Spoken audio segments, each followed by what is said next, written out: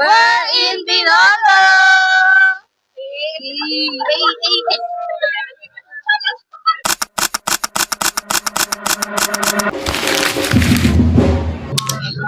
The Binondo was founded in 1594 under the leadership of Governor Luis Perez Dasmariñas during the Spanish period, and it was set as a residence for the Chinese who become a Christian so that it could be maintained the relationship between the Spanish and the Chinese community. And because of the location, its proximity to the Pasig River quickly became a certain of strength and cultural exchange between Filipinos and Chinese. Binondo is called the most beautiful Chinatown in the world, and it served as a residence for the Chinese where they maintained their culture and traditions while adapting to the lifestyle of the Filipinos, and until now, it is a symbol of the strong unity of the two communities. Roman Angping is a well-known Chinese and Filipino businessman and philanthropist who helped the revolutionaries against the Spaniards who secretly provided financial aid and food to the Filipinos fighting for freedom and in recognition. Omping Street, which can be seen in Binondo, was named after him. Binondo is located in Manila, north of the Pasig River and opposite Intramuros. The central location of this location was important in the development of trade and business during the colonial period, and it continues to be active as a historical district. The Chinese New Year is celebrated in Binondo every January or February, depending on the place or calendar, and it's expensive occasion full of colorful traditions such as dragon and lion dances, fireworks, and visiting temples to pray. Here you will not to lose the giving on the red envelope. It's called ampao. It symbolizes luck and grace. Binondo is famous for its food with a blend of Chinese and Filipino culture, some of which must be tried are tikoy, hopia, dumplings, siopaw, and pancit. Popular restaurants such as Dong Bay Dumplings, Eng Bitin, and Century Tea Coffee are visited by local tourists because of their delicious and unique dishes.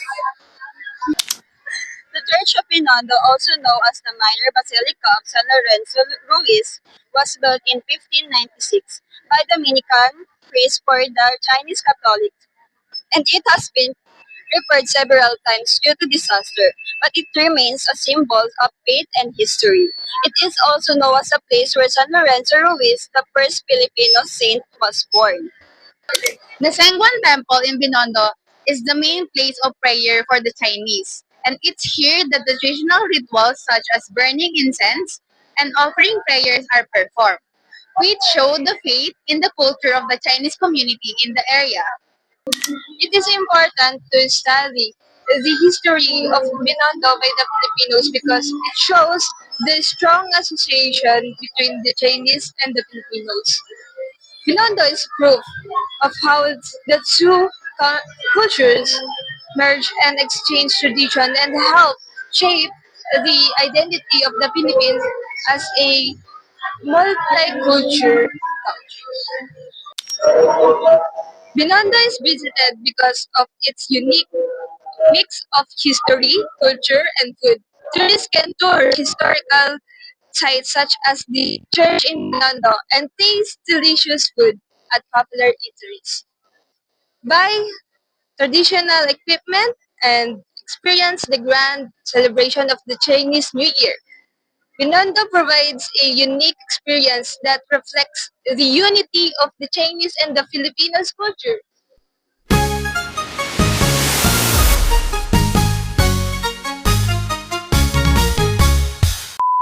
Tikman na nilagay.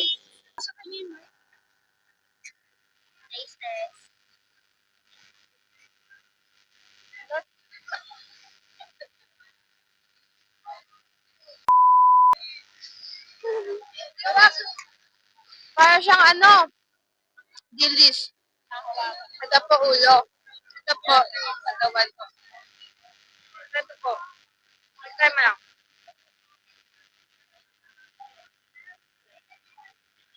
Dilig.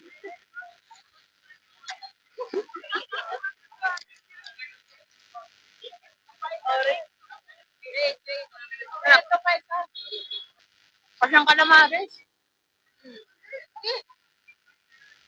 Sige, try mo. Masarap na.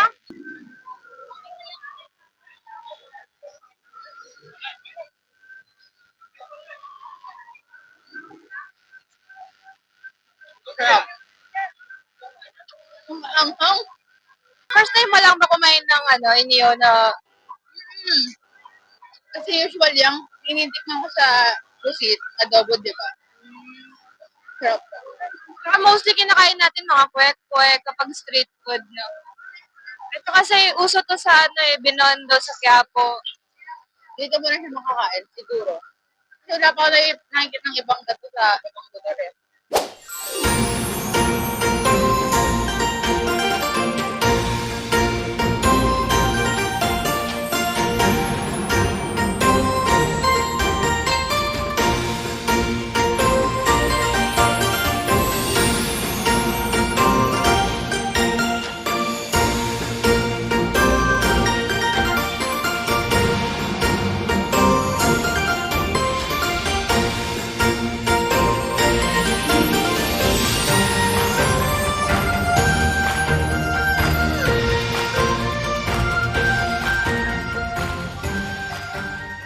Shoutout sa mga kabataan dyan.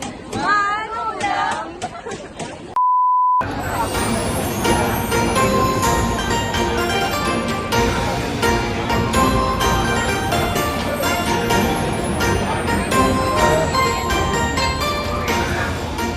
Excuse me.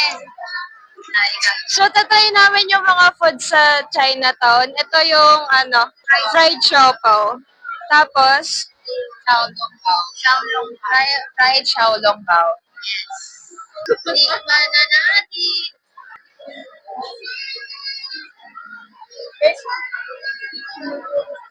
Parang siyang giniling. Kaya, lapit. Parang siomay, no? So guys, di ba xiaolongbao daw? Pero pag kinain mo lahat ng siomay, siomay lang. Siomay lang. Favorite flavor. May mushroom, may sabaw. Yan. And kasi naparate natin sa kanila kung anong yan. So, ano i-rate mo sa kanila? 5 lang. 5 lang. Hindi. 5 over 10. 5 over 10 daw, guys. Kasi nasa lang, parang maano na ba yung lasa niya? Hanggang siomay nga. Wait mo. Parang walang anything. Wala, pagod ako. Dahil lang. 5. 8 ako, sarap naman. Pero lang, pricey lang siya kasi 10, parang pag kinumpute mo, 10 isa, tapos maliit lang siya. Pero masarap. Pero okay na rin sa niya. Price niya, kasi na rin. Okay lang siguro kasi Chinese New Year na. Bigyan na. Rate mo. Masarap yung sauce, tapos yung yung siomay mismo, parang siomay lang din talaga. Diba? Parang afuyin niya din na, nakuhin ang lasa niya. Ano to? Pero may naman, may iba't ibang flavor siya. Ito, giniling. Ito, di ko alam, pero may mushroom siya. Ito, oo nga. Ito, hindi ko alam. Ano yun? Chicken. Sige, papakita niyo guys. Ito. Hindi, wala na. Sarap. Bula. Ano flavor yan? Ito, cheese ham. Ito, cheese ham daw to. Cheese ham. Tignan nyo na, re-rate natin na nga. Ano guys?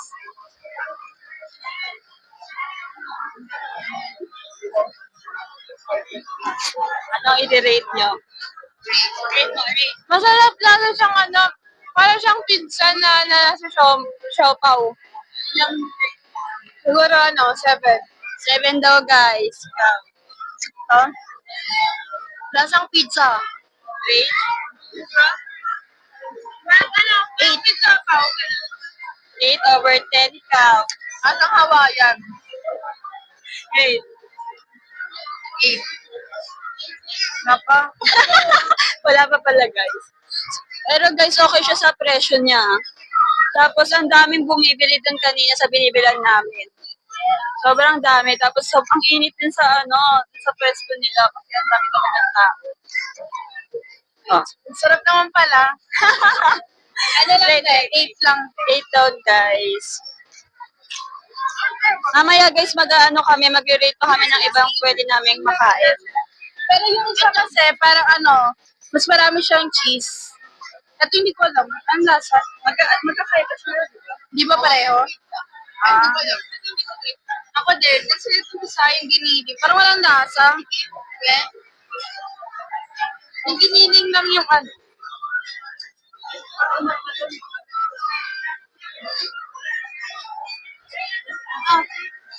hindi kayo nasarapan dito. Ito masarap. Ito, guys, yung siomai, siya, parang aside sa mamiti, parang may gulay. Lasang, vegetable. Saka masarap yung sauce. Masarap, hindi lang siya toyo, ganun. Sarap. Alam ko, kung namahanghang yung sausawan. Hindi naman pala. Sakto lang. Hindi kami makinig. Kaya bumili na kayo. Second pala. Ito, tignan mo. Ito, tignan mo. Tignan mo. Subukan kita. Ano rate mo to? Rate mo to? Ano lang. Siguro 7 kasi hindi ako mahilig sa ganyan. Pero okay naman yung niya. Hindi natuwanan niya ako, guys. Minsan hindi talaga siya bet. Sabi nga yun, naubos. Pero naubos siya, guys. Ubos na ubos. Hindi daw masarap net, pero ubos. Ito. Overall, anong rate niyo dito? 5 lang. 5. Kasi okay siya, masarap siya. Pero yung meat niya kasi, parang may maasim na stop. Ganon. Kasi hindi siya meaty. Hindi siya creamy. Si Carmina po ay sarap na sarap ngayon. Hindi niya may paliwanag. Sobrang sarap. Sobrang sarap, guys. Hindi na siya makapagsalita sa sobrang sarap.